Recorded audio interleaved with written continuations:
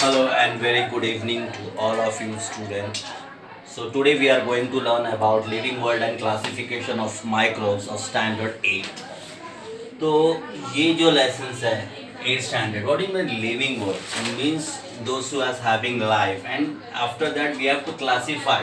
देखो as far as science is concerned, इसमें ऐसा नहीं है कि सिर्फ जो bigger animals होते हैं that you can see that is only not taken into the consideration. Even small microorganism that we are not able to see it properly, उसको भी हम लोग लेते हैं. For example, bacteria, viruses, they are so small that cannot be viewed by our naked eyes. मतलब हम उसको देख नहीं सकते, तो उसको हम accountability में लेते हैं. So first three questions are given to you. The first one is, what is the hierarchy for the classification of organism? Okay. I think ऐसा हियरार्की का मतलब क्या होता है, उसको अरेंज करना है अकॉर्डिंग टू द ऑर्डर.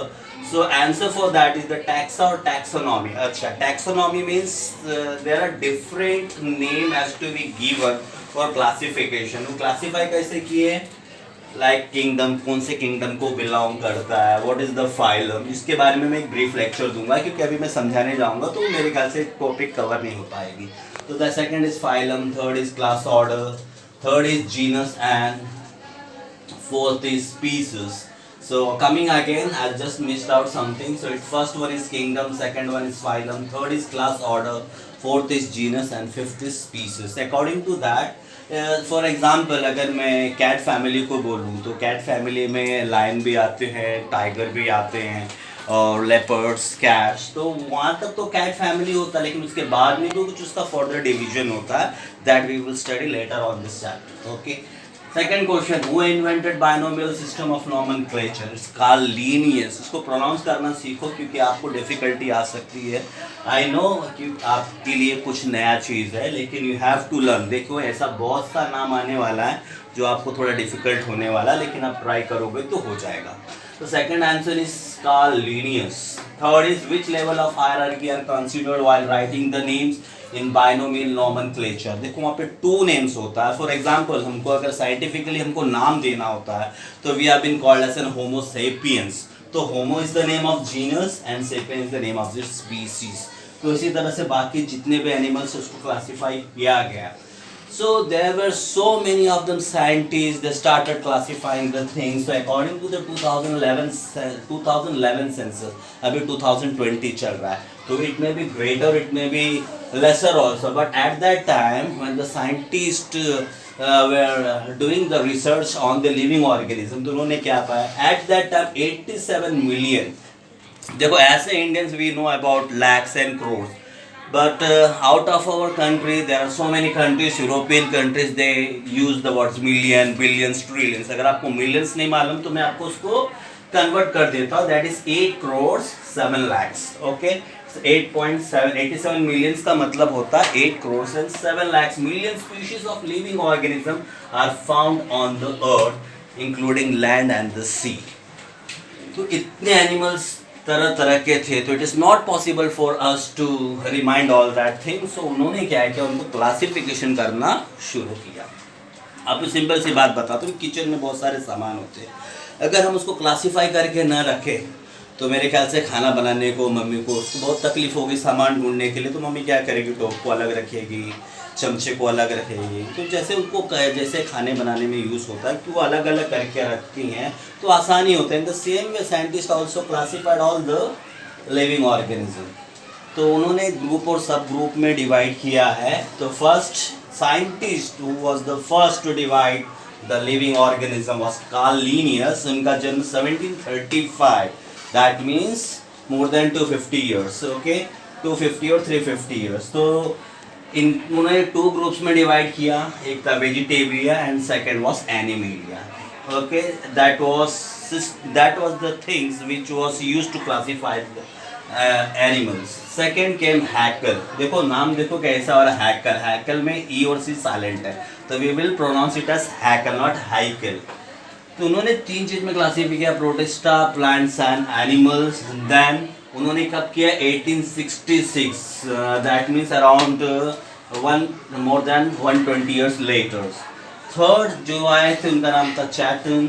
उन्होंने 1925 में डिस्कवर, 1925 में उसको क्लासीफाई किया according to prokaryotic and eukaryotes. देखो ये नाम थोड़ा अजीब हो रहा है, लेकिन आपको ये पढ़ना पड़ेगा because this is the base. अब यहाँ से आपकी रियल स्टडी शुरू होती है। What you study till 7th standard, but there is also some base of 7th standard that is correlated with this, we will come to know later on, तो आपको बाद में पता चलेगा। तो चैटन ने प्रोकैरियोट्स और यूकैरियोट्स में डिवाइड किया। देन कोपलैंड 1938 में ही divided into 4 kingdom, that is monera, protista, plants and animals.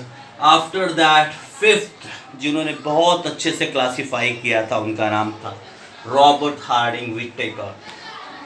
It was an American scientist from he was born on 1920 to 19 and he died on 1980.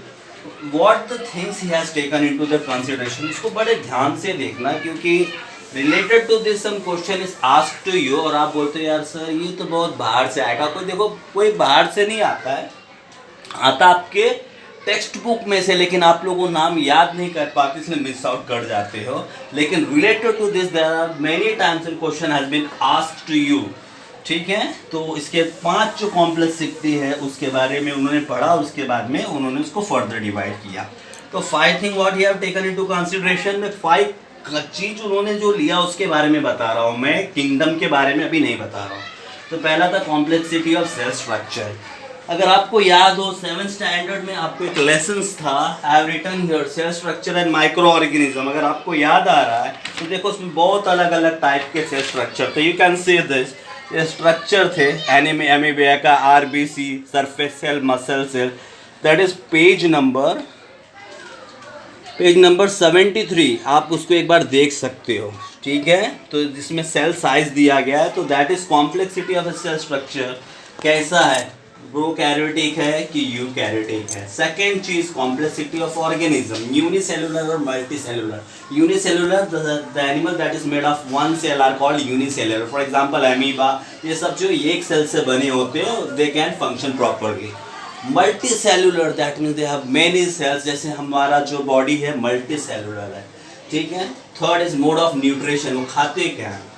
Plants autotrophic मतलब वो खाना खुद बनाता है with the help of photosynthesis आपने पढ़ा होगा, with the help of water and light it produces food. Second is fungi, saprophytic, this is a new word for you, that is totally dependent on the dead animals. ये जो मरे हुए जानवर होते हैं उन पे फीड करता है, उनका वो खाना खाता हो, फंगी का खाना। फंगी का एग्जाम्पल आपने देखा होगा घर पे कभी मम्मी खाना अगर छोड़ दे इसमें वाइट कलर का हो जाए तो उसमें फंगी कहते हैं। थर्ड इज एनिमल्स 2 तरह के होते हैं। देखो what animal is there, no animals can produce the food, तो that's why they are divided into 2 type. One is heterotrophic and second one is ingestive. Ingestive का मतलब है वो दूसरे भी एनिमल पे, जैसे आपने खटमल को देखा होगा, वो आपका खून चूसता है, दैट इज इंजेस्टिंग समथिंग, तो दैट बिकम्स इंजेस्टिव। हेट्रोट्रॉपिक, हम प्लांट्स वगैरह खाते हैं या एनिमल्स को खा लेते हैं, तो we are dependent on someone that we called as heterotrophic. Lifestyle कैसा, प्लांट प्रोड्यूसर्स है, वो खाना बनाता है, जिसके पर एनिमल्स कंज्यूमर खाने वाला। फंगी डिकम्पोजर्स, देखो जो आदमी मर जाता है या जो भी एनिमल्स मर जाते हैं उनको बॉडी को खाकर ये धरती के ऊपर जो फैलने वाले दुनिया भर के जो बीमारियां हैं उसको कम कर देता है। Fifth one is prokaryotic to eukaryotic. Prokaryotic है कि यूकैरियोटिक है, अगेन इट्स यूनिसेलुलर मल्टीसेलुलर, जैसे मैंने आपको एक्सप्लेन कर चुका हूँ। यूनिसेलुलर यानी जो animal that is made up of a single cell. Next coming to the last concept, map, very important, that comes in exams. आपने अगर टेक्स्ट बुक आपने 8 की ली है तो आप देख सकते होंगे पेज नंबर में आपको इस तरह से क्वेश्चंस आएंगे, यू कैन सी दिस, इस तरह से खाली ब्लैंक होगा और आपको ये पूरा फिलअप करना होगा। So this is very important for you, just page number 5, तो ये आपको पढ़ना बहुत ही ज़रूरी है। लिविंग ऑर्गेनिज्म 2 तरह के होते हैं, प्रोकैरियोटिक्स और यूकैरियोटिक्स। देखो ये चीज़ आपके लिए बिल्कुल नहीं है, don't worry about thing, just go on reading. जिस तरह से अभी तक रट्टा मारे हैं तो इसको भी थोड़ा रट्टा मार लो, प्रोकैरियोट्स और यूकैरियोट्स। यूनिसेलुलर है, प्रोकैरियोटिक्स होता है यूनिसेलुलर ही होता है, लेकिन जो यूकैरियोटिक्स होता है दोनों होता है, यूनिसेलुलर भी होगा और मल्टीसेलुलर भी होगा। इसका जो प्रोकैरियोटिक्स का यूनिसेलुलर कौन से किंगडम को बिलोंग करेगा, Monera. This are the kingdoms what I was talking about. ये तो उन्होंने कैरेक्टरिस्टिक्स लिया था, ये आपका किंगडम नहीं है, kingdom is this Monera, unicellular में किंगडम प्रोटिस्टा।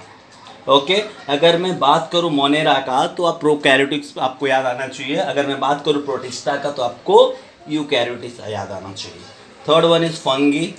आपने जैसे मैंने आपको 11th लेसन में आपको कहा था कि वो 11th लेसन में देखो स्ट्रक्चर है, this is a plant cell and this is an animal cell. तो उसमें देखो सेल वॉल आपको दिखाई दे रहा है, this is a cell wall, ये किसका है, ये प्लांट का है, you can see here plant cell, और एनिमल सेल। एनिमल में तो ऑब्वियसली सेल वॉल होती ही नहीं है। तो talking about the cell wall, तो सेल वॉल प्रेजेंट है फंगी में, तो cell wall present, but organism can't perform photosynthesis, ये फोटोसिंथेसिस परफॉर्म नहीं कर सकता है। लेकिन अगर प्लांटे की बात किया जाए किंगडम 4 में, इनमें भी सेल वॉल होती है लेकिन फोटोसिंथेसिस परफॉर्म करती है। And fifth one is animalia, जैसे कि आप देख सकते हो, it does not have any cell wall. So आपने जो 7th में पढ़ा था वो कितना ज़रूरी है आपको इससे पता चल गया होगा। तो please if you have a book, please go to the lesson 11 cell structure and micro organism, really that will help out. This was the first part of our lecture, और ऐसे भी बहुत सारे वीडियोस आपको मिलते रहेंगे। और अगर आपको अभी भी कुछ डाउट है तो जैसे हमने अपनी ग्रुप फिर से स्टार्ट किया व्हाट्सएप पे, और कोई आपको सजेशन लग रहा है कि आपको देना चाहिए तो you are really welcome. Corona virus ने सबको बांध रखा है, हम नहीं निकल सकते हैं, कोई बात नहीं, लेकिन वीडियो तो निकल सकता। तो we will provide you all the videos from our end, home side tutorials, and very a good evening.